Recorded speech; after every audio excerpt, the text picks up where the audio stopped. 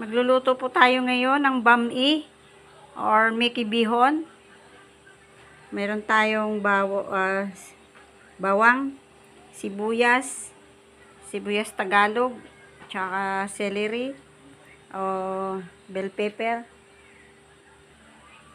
cabbage, and carrots.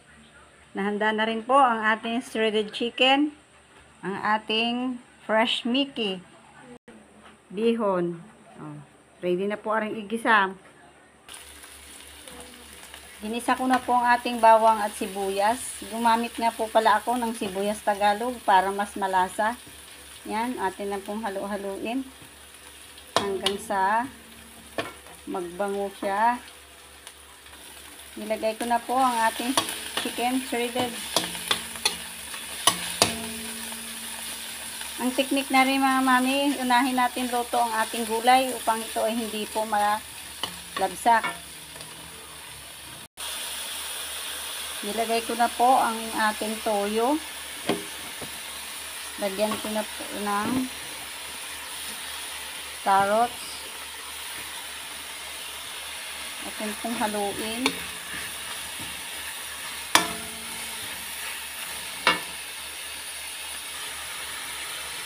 Yan guys. Nilagay ko na. Mas maraming gulay, mas masarap.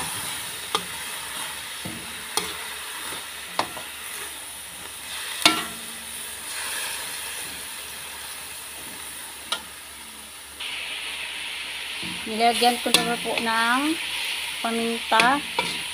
Pag kulang po ang toyo, mamaya po dadagdagan po natin. Ilalagay po natin yung chicken broth na ating pinakuluan para mas malasa. Ating pong halu-haluin.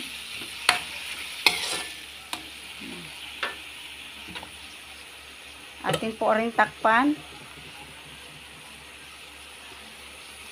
Tinakpan ko na po at antayin po nating maluto yung gulay. Nilagay ko na po ang ating celery at saka yung ating bell pepper. Then guys, tatakpan ulit natin are.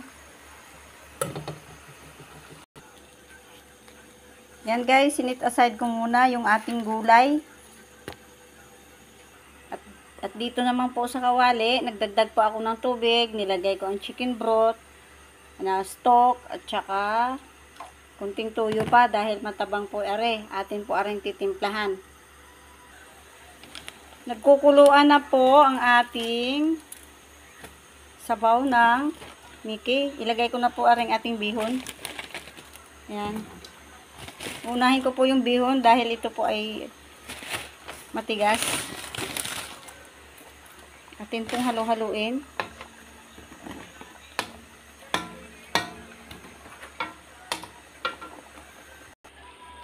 Yan guys, nilagay ko na rin po ang ating fresh Mickey. Atin na po aring halu-haluin. Yan guys, nilagay ko na uli yung ating half cook na gulay. Atin na po aring halu-haluin hanggang siya ay maluto.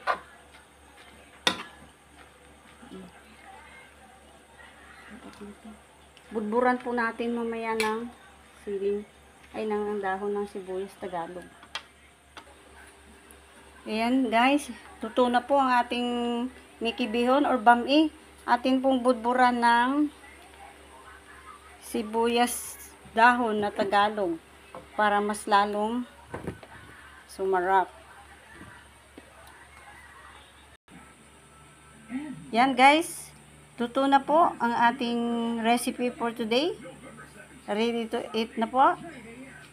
Serve with calamansi. Bye!